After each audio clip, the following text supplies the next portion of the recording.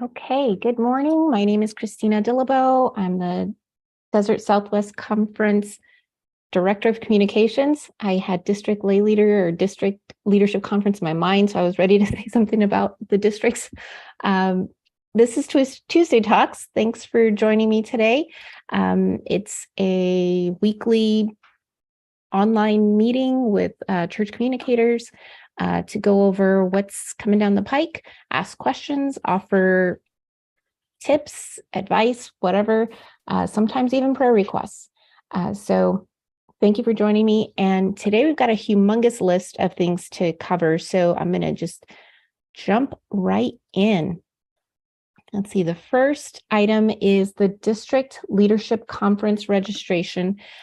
So it's been advertised for, I don't know, a good while now, but oddly enough, we're nowhere near where we should be for registration numbers. So this is kind of a plea to you, church communicator, to the liaison, to please share the registration links that are appropriate for your church with all of your church leadership. So whether they are reoccurring, it's their maybe second year, third year as finance chair or whatever, or maybe this is their first time as, let's say, SPRC chair. They should be attending. In fact, I'm going to share my screen real quick to give you a better idea of who should be attending. If you check out any of the registration forms, and I am going to send you the 3 different links for the 3 different district leadership conferences. This particular one is the first one that's going to happen on January 21st in Las Vegas, but also now online. So you'll see in this list all the different people that should be registering. You know, if you don't have a youth ministry, you don't have to create one just so that you fulfill this list. But if you have someone at your church that they have one of these positions, these are the people, church liaison, that communication liaison person, that you should be forwarding this registration link to. They need to know that they need to register for the district leadership conference that happens once a year at the beginning of the year to help set them up successfully for a great year of leadership. And it brings other people from the same type of position together, so you can really ask questions, kind of like this weekly Tuesday talk, but except that it's normally in person, and you can talk. If you're the finance committee person, you can talk to other finance committee people and see, well, what are your best practices? How often do you all meet? And all that business. So for those reasons, it's really been pushed for people to attend in person for that networking, for that community building and support with one another. But nowadays we're used to being able to participate online, and we can share via chat our email address or cell phone number so that you can connect better one-on-one down the road. So we get that. That's today's world. You experience it for worship. Everybody doesn't want to have to come in person, especially now that we know how nice it is to participate online. So last Tuesday Talks, we talked about that, and now each of the events have a live stream option. There are 2 Zoom options, and those were available from the beginning, and those were intended because these areas were so remote that they set up other locations at Hope UMC and Trinity Heights UMC where people would attend there and participate as a group via Zoom. So they're still trying to encourage in-person participation, but they weren't able to have like 10 different locations. So now, so that if you're one of the people or one of your leaders are someone that, we're just not into driving for a few hours to attend an in-person event, now you can ask them to register still. Everybody still needs to register, and they can choose one of the live streaming events. So I'm going to select this one. You'll notice there is still a registration fee. Hosting these events is not free, and there's no budget line item to do this. So, and usually the churches that host it, get some kind of honorarium. There's usually some kind of refreshments that are being purchased for the attendees, or sometimes supplies, all that stuff costs money. So that's why registration is still important, and it creates a way for our leadership to be able to connect back with people. Like maybe everyone that attended the Las Vegas event, they talked about some book study or whatever. And so now they can follow up with all the people that registered at that event and let them know, here's what we were talking about. Here's those specific resources. There you go. So again, registration, super important. And it's $20 for the in-person events and $10 for the live stream. There is going to be, as far as participation, like on actual items, I know that the district event is going to have a Mentimeter, and some of you might be familiar with it. If you're not, next week I'll run a dry run of Mentimeter so that you all can have a little bit more experience on what it is, how it works, and then you can talk about that. But the Mentimeter will be available for participation for both the in-person and live stream people at the same time. So hopefully, even if you're just watching it via live stream, you'll still feel like, hey, I got to speak up. I got to be heard. I was seen, that sort of thing. So questions about that? Christina, is that you mentioned Mentimeter? That's not Zoom. It's a different type of. Correct.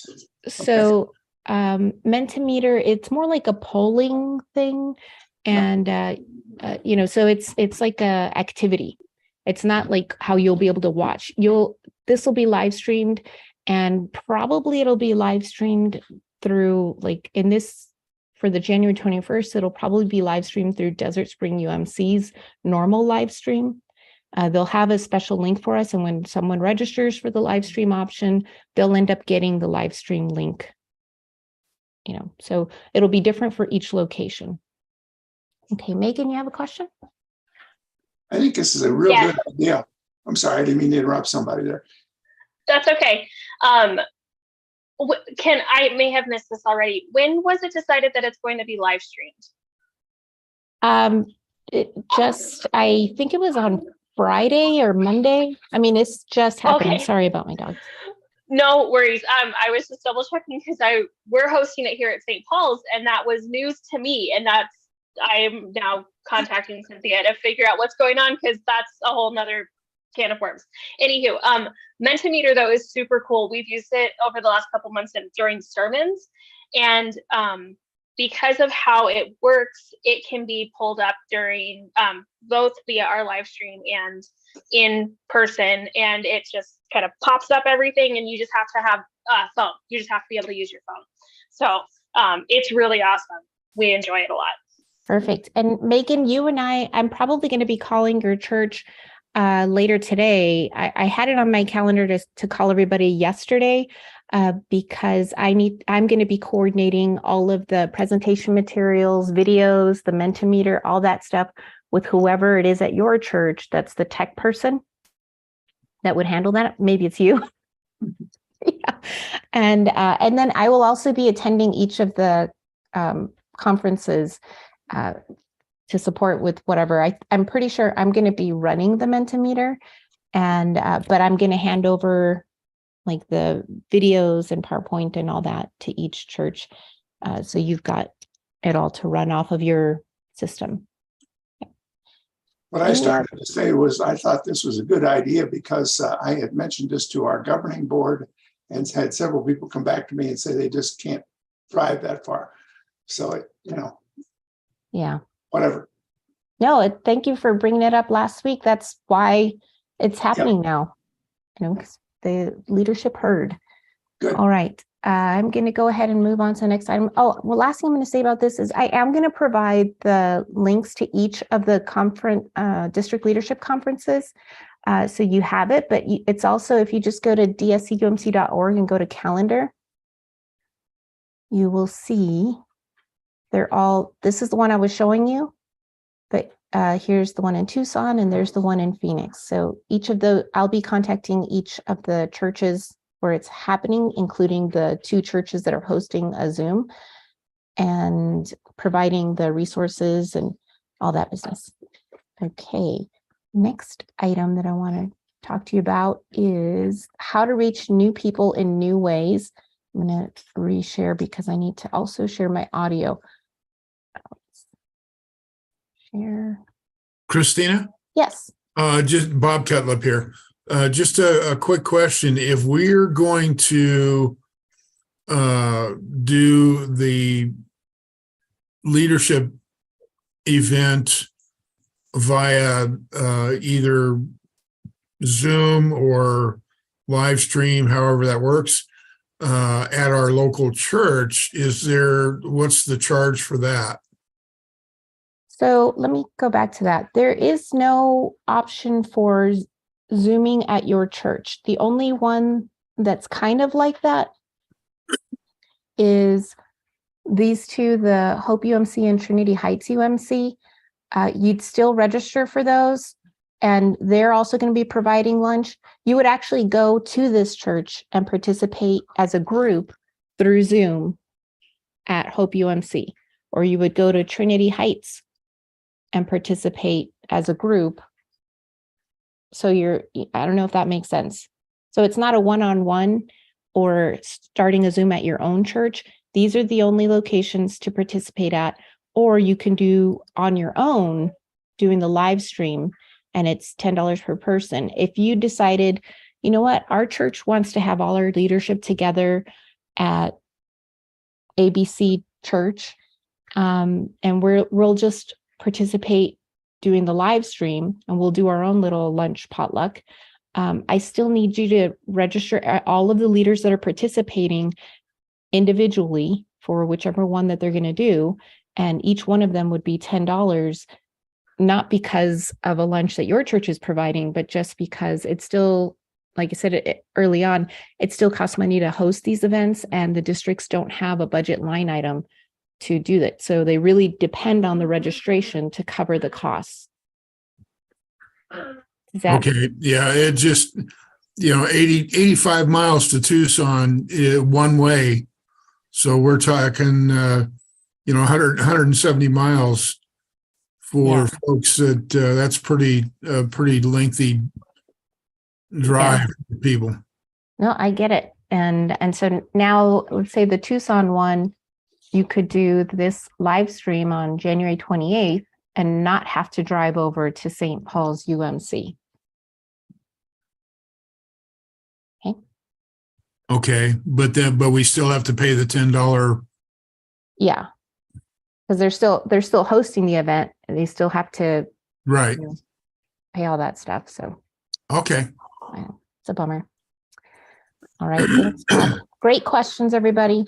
I'm going to go ahead and move on to what is this? How to reach new people in new ways, which is now in English and Spanish, but I'm going to play the video. Hopefully you can hear it. Let's see. I'm going to do a quick test. Hi, guys. Did you hear that? Yes. Okay. So I'll play the video, and then I'll talk to you more about. Rachel Gilmore here. I'm the Director of New and Vital Faith for the Desert Southwest Conference. And I know I just started in this position July 1st, but I've been able to connect with over 60% of the churches in our conference so far. And the question that I hear over and over and over is, COVID was tough. Nationally, we're seeing that our average worship attendance is 50 to 60% of what it was pre-pandemic. Our finances are starting to struggle too. And as churches, you care. I mean, you want to reach people, you want to grow, you want to make disciples of Jesus Christ for the transformation of the world, but you just don't know how. It feels like the world has changed, and it's hard to reach people in 2022 the same way that you did in the 1970s or 1980s. So where do we go from here? Well, I am super, super excited to offer an opportunity to you, clergy and laity. It's an in-person training that we will be having February 17th through 18th in the Vegas area, and in the Phoenix area, March 24th to 25th.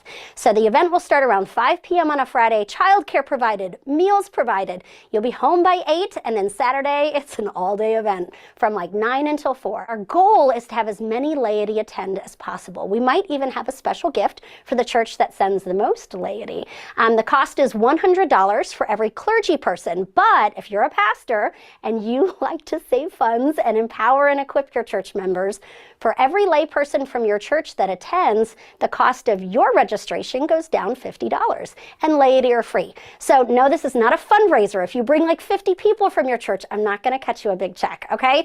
But we really want you to come and experience and explore how to reach people in new ways. So the name of this training is Reaching New People in New Ways. We will help you figure out who's in my community, what do they need, what gifts do we have as a church to be able to reach people right outside of our doors, and how do we make this happen? So it's practical, it's fun, it's hands-on. It's a training that I will be co-leading with a dear friend of mine, Matt Temple. Matt is the associate church developer in North Texas and also pastors a non-denominational church in Chicago. So friends, I just want you to know we are not alone, that the Office of New and Vital Faith, the New and Vital Faith Committee, and the committee members have been so passionate and so committed about trying to help all churches reach new people post-COVID. So I hope that you enjoy this event as much as we have enjoyed preparing it for you.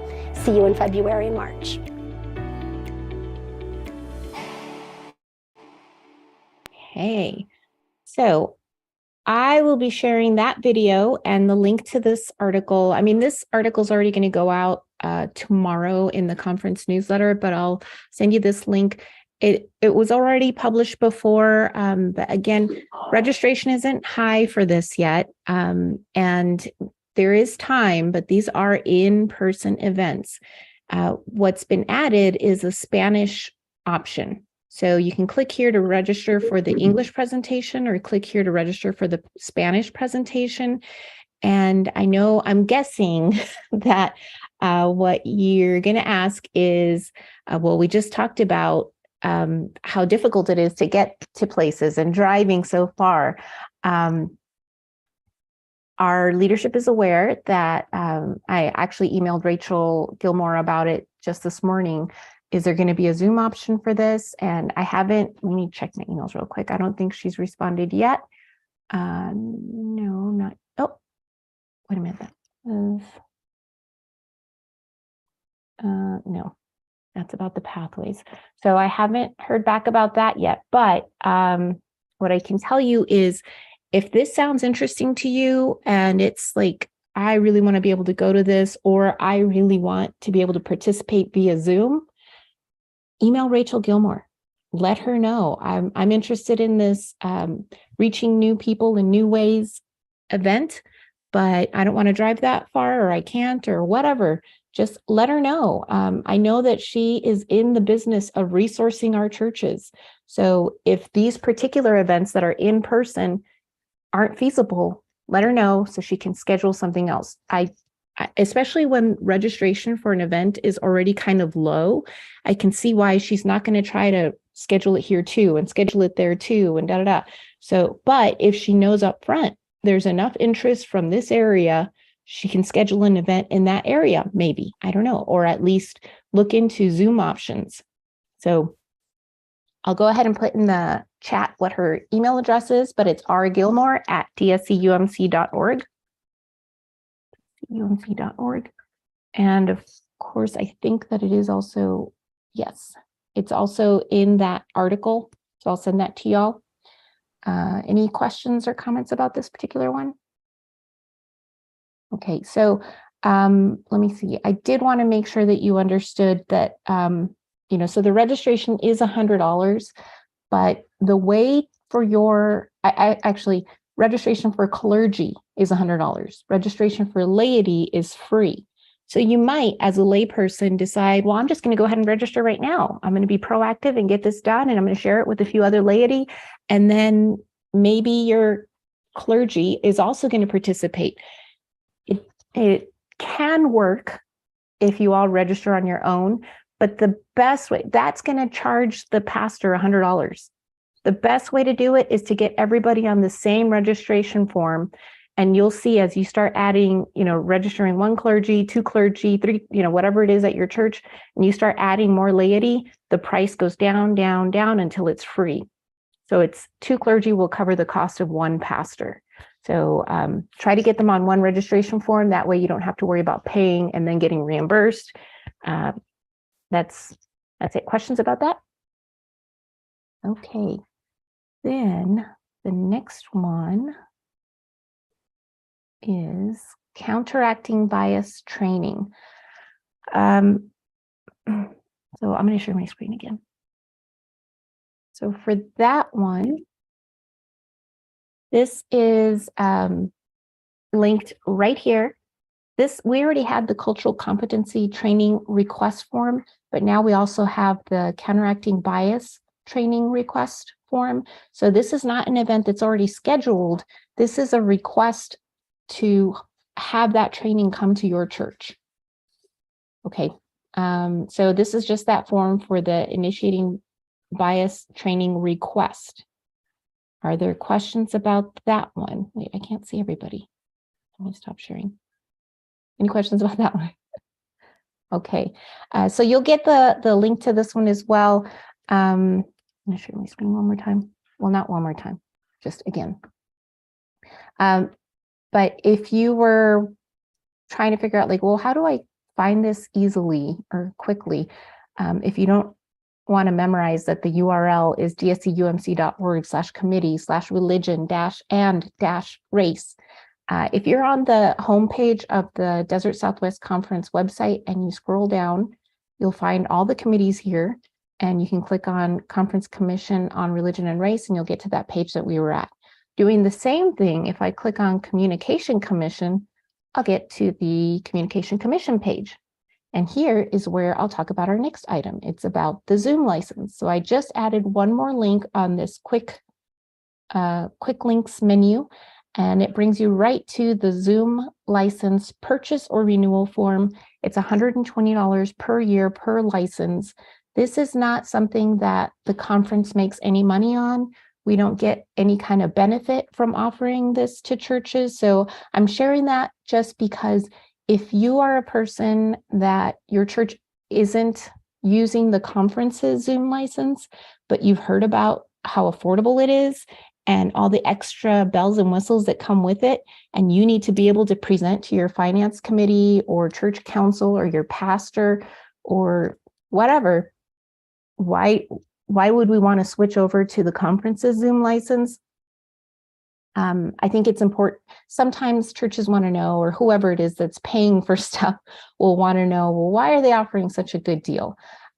This is just something that we were able to put together because we had a good relationship with our Zoom account provider. We had been using Zoom a couple years at least prior to COVID. And in fact, when COVID hit, we were able to connect with our Zoom account rep, and he did a webinar with us that could explain how Zoom works and how you could use it for worship and all that business. So each year we renew our contract for our Zoom stuff, and then we're able to offer that to our churches as well. We just let them know up front how many extra licenses we're going to need, and then we renew the contract that way with the additional number of licenses. It's especially for that reason why I try to get everybody to renew at the beginning of the year, because that's when we need to renew our contract. And if it turned out that 50 churches didn't want to use the conference Zoom account anymore, then I'd have to drop all those licenses at the beginning so we don't pay for them. So it's really, really important. I really want to get everybody registered at the beginning of the year. And that's also why if you chose to sign on in the middle of the year or buy it in September, well, we've already paid for that year of that license. So I can't offer you a discount on our already fairly cheap license. I see there's a lot going on in chat, but I also saw that Chris had her hand up, so I can scroll through the chat real quick if anybody wants to. Chris, did you want to say something? Oh, it's all in the chat. I was just wondering about renewal. If we do have it through the conference, does it automatically renewal? Do we get notification that it's time to renew? How does that work? Thank you for reminding me that, because I'm not looking at my notes. So let me get back to that. So basically what happens is all of the current license holders, And that means the email addresses that are used to log into Zoom to access that conference Zoom license, those email addresses will get an email from me requesting payment for the 2023 renewal. And that I'm going to send that email probably before the end of this week. And the renewal fee is due at the end of the year, and that's when I'll renew the contract. So there's no like major rush, but do try to pay attention to that. That email will come from me, c.dillabo@dscumc.org, and I'll share the link again to that Zoom license renewal form. And if you decide, well, we want to buy an extra license or 3 extra licenses, that's totally fine. You can get as many as you want, as long as they're used for church ministry. It's fine. It's not one per church. It doesn't matter. Okay, any other questions about that? Okay, and there is a clarification. The cultural competency training is the first module. Counteracting bias is the module 2. Oh, that's for the religion and race thing. Although if you had missed the cultural competency training, the first module, I just learned yesterday, Javier Olivares said that, don't let that be a factor. You can go ahead and participate in a bias training and then request the cultural competency training afterwards. It's not a big, huge deal if you didn't take them in order. Okay, is Zoom billing going out to the churches? Yes. Yes, I think that's a great point, Jim. And I think I needed to do that last year. So what I will do is I'll try to also send, so here's the problem with emailing the finance people at every church. And it's not just the finance people, it's any category of church leadership. Remember when you did your church conference forms and you had to fill out this form with all the new leadership at your church? Well, sometimes that form comes back and it has the same contact information for every position, or blanks in those positions. Or maybe it's the pastor is listed for them all, but the pastor isn't the finance chair and the trustees chair and SPRC chair. It might have been some of them, but not the SPRC chair. I don't know. And so sometimes it gets turned in that way. And so, you check mark, filled out that form, done. But now at the conference, we don't have the contact information for the new finance chair. And some of those charge conferences I don't think that they've all happened yet. So I know I'm still getting those church leader forms are still coming in. So in fact, I think I got like 6 of them yesterday. So we still need to enter that into our database. So that's kind of the tough part. So what I'll do is when I email the email addresses that have the Zoom license, I'll include instructions there. If you are not the person that pays this license, please forward this to your finance chair at your church. And then I'll also send an email to any of the email addresses that we have for local church finance chairs that are, I'll just send it to all of them and include instructions. If, the end of January is when the Zoom license renewals are due. Watch for emails from your church people that have Zoom license through the conferences so that you can renew those licenses. And if you don't already have a Zoom license through the conference and want to purchase one, you can use the same form, so I'll do something like that. So they've got that information. All right, any other questions? Okay, see, Chandler renewed our own Zoom license in December 2022. For next year, we can say we want to get a new license through the conference and it would start January 1, 2024. That would make things super complicated. I would prefer, if you want to wait and get a Zoom license in 2024, it's better for you to wait until January 2024 to do that, because right now, the only contract that we're paying for is for 2023. So what if Zoom decides, sorry, we're not going to renew this contract for 2024? That, I don't think that will happen, but I'm actually meeting with our account rep this week to talk about what else is available and how we might want to change things. But and so I'll ask about what's the possibility of Zoom deciding not to renew our contract, and I'll share with you next week whatever I learn. Okay, that sounds good. Okay. Any other questions or comments about the Zoom license? Okay, and let me see what is next.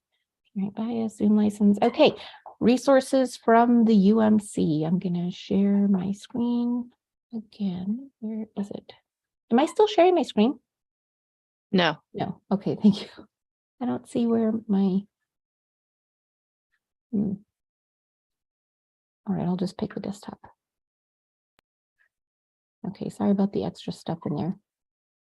Okay, so this first one that I'm going to send you, I'll send you the links to all of these.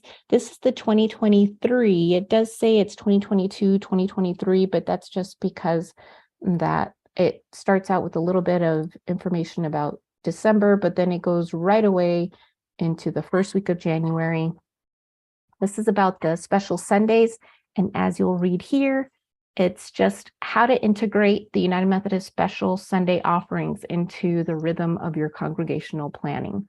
And when you're checking out this PDF, you'll notice there's a lot of hyperlinks. So any of these items that they talk about, you'll be able to click on it to find out more, to get more resources, information. And it tells you week by week what to do, for Human Relations Day, for, all great ideas. So save this link, download the PDF, whatever, but if you print it, you lose out on these hyperlinks. So make sure you save the electronic version of it. The next one is about the Human Relations Day Pastor Leader Kit. I'll send you that link. I want to remind you that there are plenty of different resources that are available. It's not just the pew cards anymore, or the posters or the envelopes. There's stuff that you can use, pre-written emails, social media stuff. There's great content that will help your church be able to really speak to what this special Sunday is all about, and hopefully increase the offering, increase awareness about it. So there's that one. And then similar, it's the 7-day prayer challenge from Resource UMC. This one you could share. This was sent, I can't remember who, I guess it must have been Resource UMC that sent it.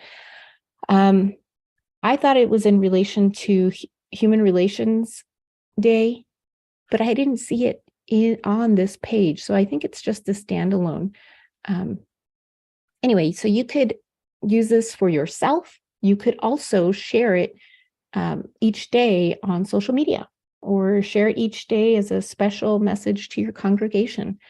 So what it is it's like a 2-minute video approximately. And then I think you're supposed to pray for 10 minutes afterwards, and it's just 7 days. So if this is something that you're interested in, I'm going to send it to you anyway, whether you like it or not, just kidding. Next item is a worship resource. This is for Lent, and so it's a whole series. You can download it and get all the information. Let's check out one of these. There you go, in the presence, and tells you about the colors and other stuff in the series, the references, offertory prayers, graphics, lessons, music notes, lots of great stuff from Discipleship Ministries. So you'll get the link to that. And while we're talking about worship resources, this is not from the United Methodist Church. This is from Desert Southwest Conference. Just a reminder that we do still have resources on the dscumc.org/worship page. And I'm mentioning this one because, let's see, there it is. So last year, February 21st was DSC Campus Ministries, Campus Ministry Sunday. But I understand that your church doesn't have to celebrate it in February. It can be anytime, but I know that in February we'll have more resources. If you go there now, we already do have an additional resource, this I highly recommend that you watch this video. It's How Great Thou Art. Julia and Jelaine sing it. One of them is J.C. Salang's daughter. Beautiful, beautiful song, beautiful singing. So that's already available, but they're going to have more new content coming up for Campus Ministry Sunday that your church can use. This is a Google Drive, so you can just download any of these items and use them. I don't think, even though the folder is 2021 Campus Ministry, I don't believe that they say 2021 in any of the videos. I think it's created as evergreen content so that you can use it at any time. Okay, questions about those? Oh, go ahead, Megan. I was just wondering if there's any reason why the conference Campus Ministry Sunday is different than the Student Sunday in November. Fabulous. Like we already did that in November, and it seems kind of silly to do it again in February. Thank you. And I know that we can celebrate Campus Ministry any Sunday. I was just wondering why they didn't coincide. Yeah.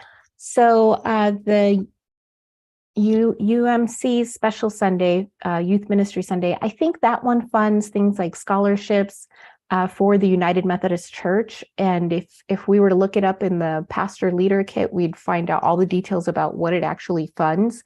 The DSC Campus Ministry Sunday, that's specifically for the college campuses, like the Wesley Frontera, the, all of our 4 universities. It funds the college ministry at that campus. So that was done because of a resolution or whatever at an annual conference. I don't know how many years ago. And so now, in addition to the youth student Sunday, it's not youth student Sunday, it's student Sunday, I think, for United Methodist Church. Now Desert Southwest Conference also has a campus ministry Sunday that is specific to Desert Southwest Conference. Okay. When we do Student Sunday here at St. Paul's, we try to court, I can't think of the right terminology. We try to get in touch with Frontera at U of A so that we can support them, and we try to make that a whole big thing in there. So we could theoretically use campus ministry stuff in November when we're doing all that, because we kind of roll it all in, and we can probably link to all of the right things so that people can donate to Wesley, or people can donate to the UM Student Sunday, right? Like we can do that. Yeah. Awesome. Perfect. Yeah. Just make sure they've got the 2 different giving ways. Yeah. So great idea. Thank you. All right. Any other questions or comments about that one? Okay. Is the funding going to the compensation for the campus ministers? I don't think so. I think that has to be done through regular apportionments. Thank you. Julie says no. And I'll ask, Campus Ministry, as they put together resources for this year for Campus Ministry Sunday, I'll ask them to write an article that explains what does this special Sunday fund specifically in the Desert Southwest Conference. And I'll ask them to write it in a way where you can just repurpose it, copy and paste it for your newsletter. All righty. Okay, next item is, let's see, worship resources. Oh yeah, I do have 2 more. All right, so I'm going to share my screen again. Back to Zoom, share screen. There we go.